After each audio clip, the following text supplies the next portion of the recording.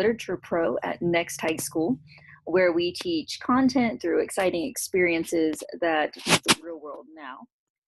And one of my big focuses in teaching is teaching my content, literature, through marketing, making, and movement.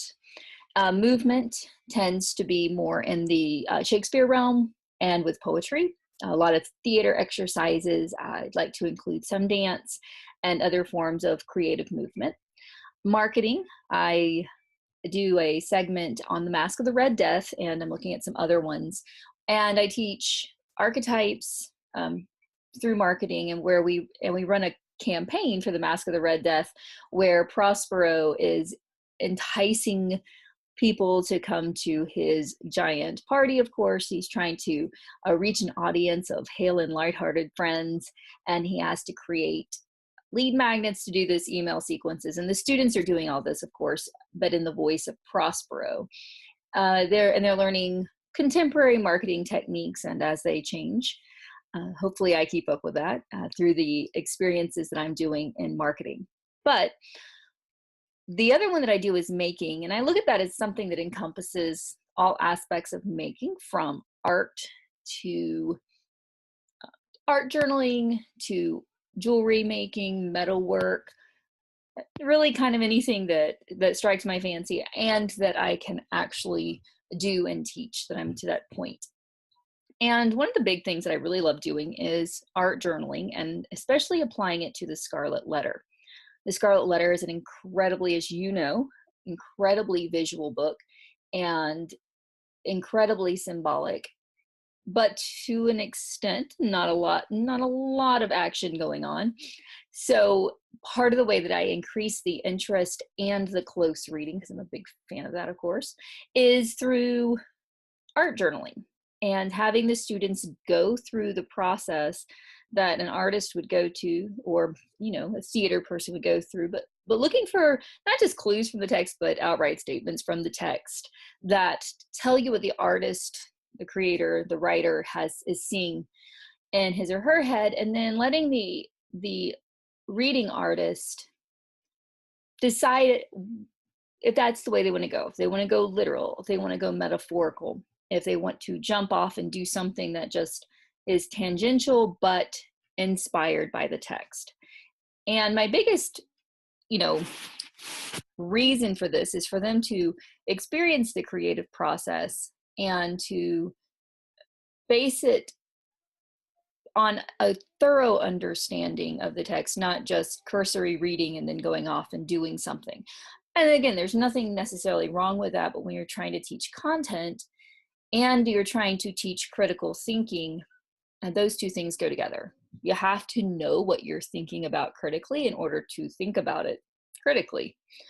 So I'm going to first go through how I would work with this text in preparation for an art journal page. And I have an idea of what I'm going to do with that already in my head, but I'm not going to say it because it could change. And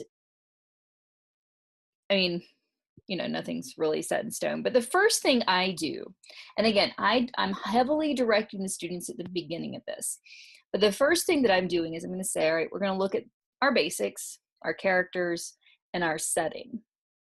But what I really want you to do as you're reading is to be looking for your visuals or for your colors, because I tend to make that the basis of a lot of the things. I'm not a very realistic person, and even if I can do realism,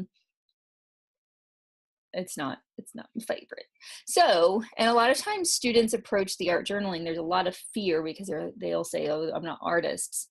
So I want them to start off with what they do know, which is color. Color and lines. And I would have them read through this, and they're going to look for color, and then how would they think the color is doing for mood. So I'm of course not going to read this to you, but a lot of times we have a one-to-one Chromebook situation and whenever the students show up with them, and they're pretty good about it. I'll have them go through, and that's why I have this up, go through and first of all, highlight using the Chromebook And I can print it off for students who they're just not into that part, and have them go through and say, all right, let's look for the different colors. So I usually say, all right, I know this one. So we've got, in the very first part, we have this consistent sadness, right? The sad colors. And then I always think of this iron spike as being you know, this continuity of sadness because of this. So I would have them go through and I would start to do this. And when we're looking at wooden, you know, you can let them be as detailed or not as they want. But again, what they're starting to see is, even when they do this, that it's starting to get gray. So even with this, they're bearded, so they're probably going to have more brown beards, maybe some red beards, but they're also going to have some gray beards. And we can start putting that in there. Now, I know that this is Hawthorne's interpretation of Puritans, so potentially the hoods are going to be dark colored, the steepled crown hats possibly a dark color, but because they're not totally, obviously this is. That's what they said. So they go through and they would start with doing this. And you would want to look into each part as they do this. So I'm just going to scroll down to where I know that this is the case. So we have weather stains, which again, I imagine to be more of this color. Age, the darker, the gloomy front. So we're going to keep with this color scheme. Ponderous ironwork, and have the students continue doing this. And when you have antique, like I kind of consider this brown to be the antique, and burdock, and all of these. So this is kind of that dark green.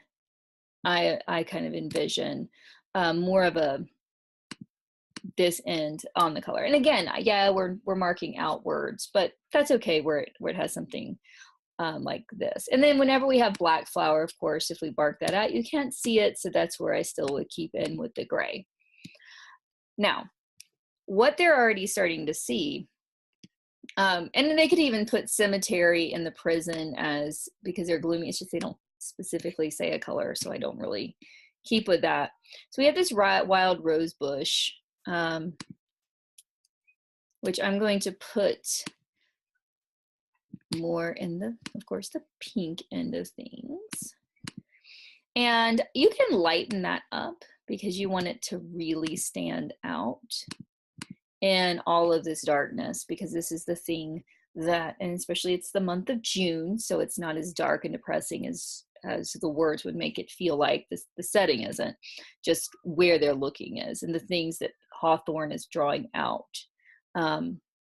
is sad. So even if we put this, you know, you could put green and pink if that's where you wanted to head, to show that you have both of those colors in that. And again, I know that there's not a color assigned to it, but it's there. That's the point.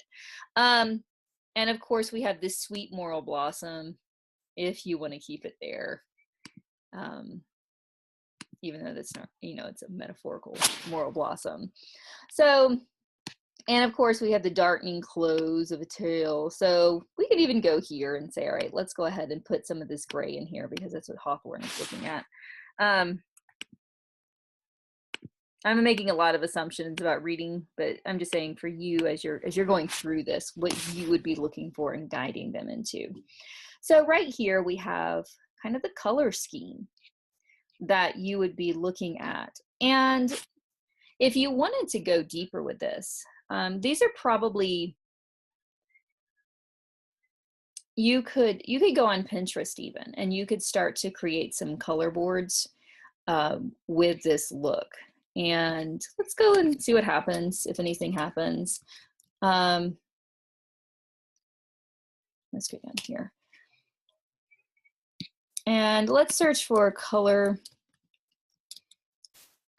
board ideas. See, right here is where I have all of my different looks. Color board, rose, gray, browns.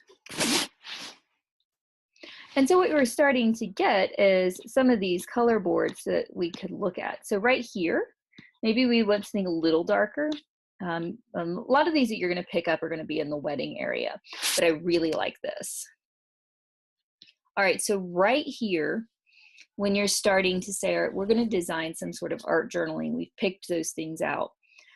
Here are some of the color schemes and even the rows that you can start to look at and say, all right, this would probably be a delightful exploration, because even here, you're starting to look at the prison door. You maybe could do something to antique it a little more, but you're getting the colors in there. Now, again, I worked more with the grays, so you could work even in with something like this, the grays more back in here to bring it in. So you're already having the students go from, all right, here's the different colors that I chose. And now we're going to start looking at how that's going to play out in an art journaling context. And then you can go back and say, all right, so we have all this, but let's go ahead and take a look at the setting. And then let's take a look at the characters and what we think are developing some themes. And with this, of course, with the setting, you can have them, well, it's the month of June. And you know that, like right here, they're in front of a wooden door. And it's a prison door. And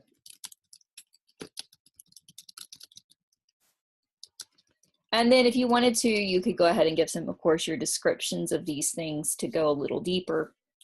And your characters, you know that they're a throng. So in this instance, no one's really differentiated. We have men and we have women, but there's no individuals. So we're looking at a throng or a mass of people, masses. And as a general rule, I usually find that when you have a throng gathered, I don't know, I just think of the lottery when I think of the beginning of this. So there's really usually not a good atmosphere being created when a mass of people is involved. This is, you can even look at the Hunger Games, how that starts, or how the grouping starts when they start with the choosing of who's going to be involved with the Hunger Games. So you can always kind of point back to that yes, you have men, and yes, you have some women, but they're all in front of this edifice, and that you're wondering why they're there. And that's pretty much what you get, are those things. So the throngs, the masses, and that there are fewer women than men, and sadly dressed. Of course, Hawthorne reading into this, well, not reading into the situation, but creating even through their clothing that feeling of oppression. And we already know that the darkening the tale of human frailty and sorrow. So we already know that he's saying something about human frailty and sorrow. Right? So just in all of this, you can start having them look at art journal boards on Pinterest or something like that, where you can focus on the sweet moral blossom or this rose that will relieve the darkening close of a tale of human frailty and sorrow. So you can have them start looking at how a rose itself or something could be a light in the darkness, or you can have something, and start to work on contrasts, or you can have them focus almost entirely on the darkness first, but always recognizing that there is this rose bush. And again, you can even hear, like when you're looking at gigantic pines and oaks, and this is where I need to probably stop because I'm getting more focused on this. But we have pines and oaks, which we are going to look at as being like they're overpowering and they're dark, the dark greens. So this is where I'm going to stop. I am going to play around with line and color and determine on the mode that I'm going to be doing with this. But if you're looking for a way to start students into looking at the Scarlet Letter from the fact that they're co-creators maybe with Hawthorne, this is one way that you could definitely do this. If you have any questions, just email me. I'm at brighteyesarts@gmail.com. And I'd love to answer any questions that you have about this possibility.